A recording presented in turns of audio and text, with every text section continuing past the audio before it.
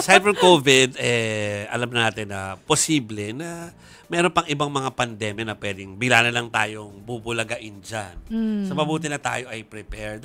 So, nabalita na namin kahapon na pinirmahan po ng World Health Organization yung bagong pandemic accord or agreement, meaning kung paano natin haharapin bilang magkakasama doon sa WHO yung problema ng bagong pandemya. Like, kapag ba may nangyari sa Pilipinas, sa parang dito pala tumutubo yung bagong pandemic, pero huwag natin isipin yon, knock on wood, may mga rules ng gagawin yung agreement na yan na dapat agad natin i-re-report. Dapat. Para hindi na kumalat yung tulad mga dati. nalalaman natin, agad natin sabihin para hindi maapektuhan yung ibang mga nation. So, ganyan. Marami, and many others. Pati po yung kung may vaccine na, ano yung sharing, if ever. So, lahat na nandun sa accord na yan. At alam niyo po, yung accord na yan, ay talagang historic na maituturing for the Philippines. Kasi, nung in-approve yan, ang pinaka-presidente nung assembly, para kung mag-halimbawa nag-UN, nag-UN assembly, usually may ina-assign na leader na siya yung tatay yung pinaka-presidente doon or pinaka-head. Si Secretary Teddy Herbosa yung na-assign to do it. Okay. So isipin mo siya yung nagbasa ng agreement at saka siya rin yung nag-call for action kung iboboto ba natin to or hindi. I-approve natin. Pakinggan nyo po yung instance na yan. The pandemic agreement stands as a testament to this unity. A product not of imposition, but of painstaking dialogue across differences. Indeed, a signal of hope in the divided world. For over 3 years, our delegation sat side by side, not to dominate, but to deliberate, not to divide, but to dream of a better, fairer world.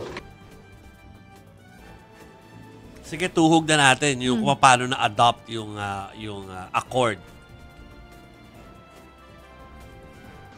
Is the Assembly ready to adopt this resolution?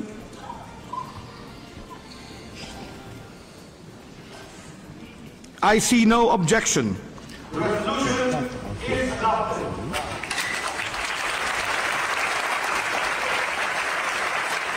Tataka ka minsan kung bakit tayo pala nag-lead, parang hindi masyadong big deal dito sa Pilipinas yung nangyari.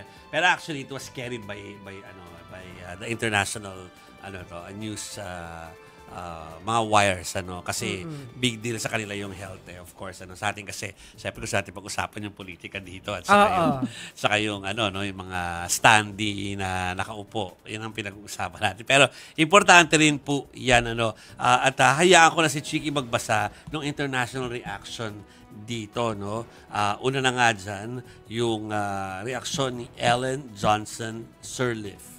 Asan na yun? Ellen. Okay, eto na. Nakita ko na siya. Ang reaction nga po ni Ellen Johnson Sirleaf ay this agreement bound by principles of equity and solidarity recognizes that even in uncertain times, the only way to prevent and mitigate the impact of pandemics is to work together to protect everyone and leave no one behind. Ayan. At may susunod pa. Oo. Ito naman ay reaction ni Helen Clark. Siya po ang co-chair ng The Independent Panel. Former Prime Minister din ng New Zealand, mga kapatid. Ang sabi po niya, consider this agreement a foundation from which to build starting today. Many gaps remain in finance, equitable access to medical countermeasures, and in understanding evolving risks. Don't wait to get started. Dangerous pathogens are looming, and they certainly will not wait. Yung kanina yung si Ellen Sirleaf, co-chair din ng Independent Panel. Dalawa yung chair kasi dalawa yung nag-lead nung sila yung actually nagpo-push nung mga preparedness for the next pandemic. Dati rin pala siyang president ng Liberia.